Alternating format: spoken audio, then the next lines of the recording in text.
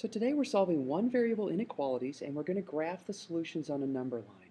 Now the big thing to remember, and I explained this in class, why the only difference between solving an inequality and an equation is that when you multiply or divide both sides of an inequality by a negative number, you have to flip the inequality symbol.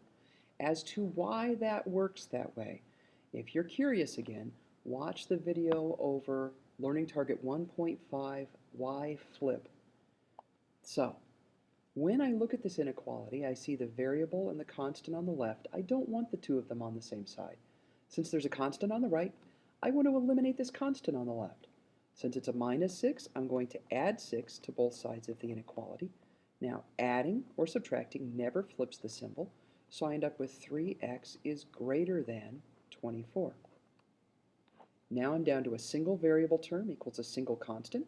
Since it's 3 times x, I undo that multiplication by dividing by 3.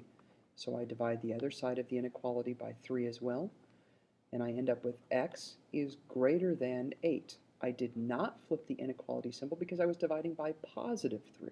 If I had divided by negative 3, I would have reversed the symbol. So my answer is x is greater than 8. My number line graph for this, I need to have 8 on the number line. First of all, it is a line, so it has arrows at both ends. I'm going to shade in everything on the number line that makes this inequality true. Now, put 8 on the number line and put this big exaggerated circle on the number line where 8 is.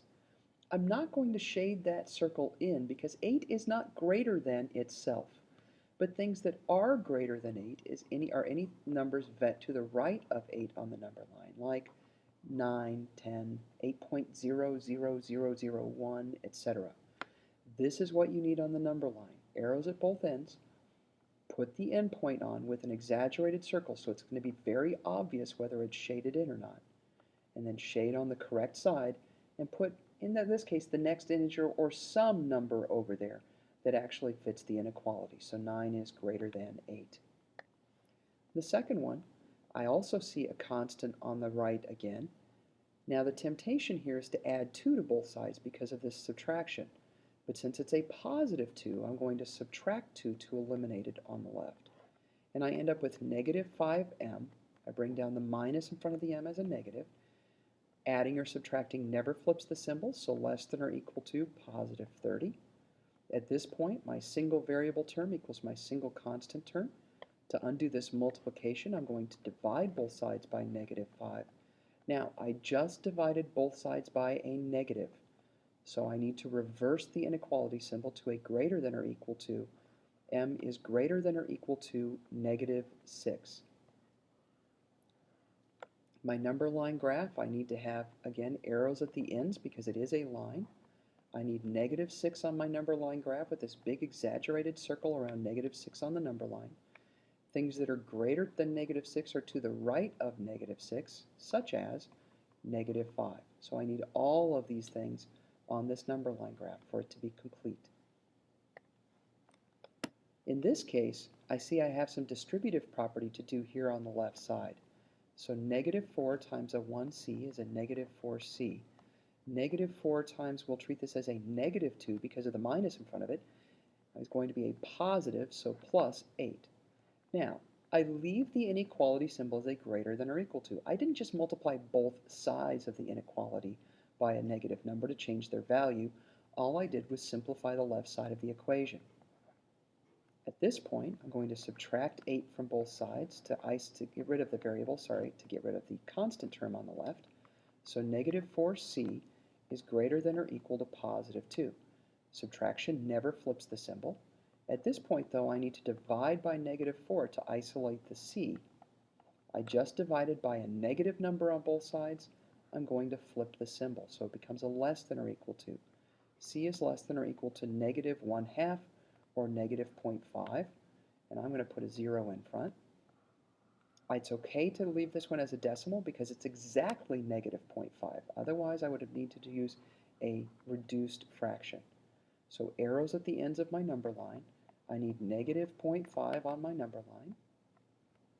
Exaggerated circle. Now in this case, I do shade this circle in because negative 0.5 is equal to itself.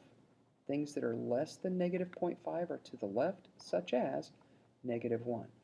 Now, as I say that, I'm realizing on the previous slide I should have shaded this circle in as well, because negative 6 is greater than or equal to, because of the equal to portion itself. So go back and make that change on the previous slide. The last inequality to solve. I see a variable and a constant on the right. Since there's a variable on the left, I'm going to eliminate this variable on the right by subtracting 6r from both sides of the inequality to get negative 4r is less than, bring this down as a negative 12 because of the minus in front of it. Now I'm going to divide by negative 4 to isolate the r. I just divided both sides by a negative number, so I need to reverse the inequality symbol. R is greater than positive 3. So my number line, again, arrows at the ends because it is a line. I need positive 3 on there with my exaggerated circle. I'm not going to shade it in because 3 is not greater than itself. But things that are greater than 3 are to the right of 3 on the number line, such as positive 4. And that's the end of these notes. Go ahead and do your assignment. Thank you.